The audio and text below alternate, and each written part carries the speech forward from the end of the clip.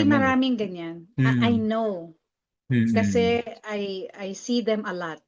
Oh, My okay. exposure is there outside. So Mm, I mm. know what you're talking about. I cannot even say I know what you're talking. I cannot even say the name of that app. Yep. May idea ko. Actually, I have so many ideas Oo. in terms of 'pag nakita ko lang yung app, alam ko na scam. Hmm. Isang tingin ko pa lang sa app na 'yan, isang Hmm. tingin ko pa lang sa program ay scam na Mm. 'yan.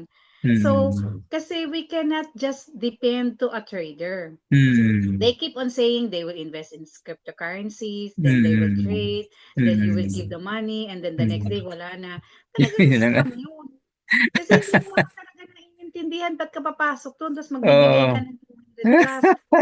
Hindi kaya naloloko, especially yung mga Mm. seniors. Yep. Yung Mas mga hindi nakakaintindi.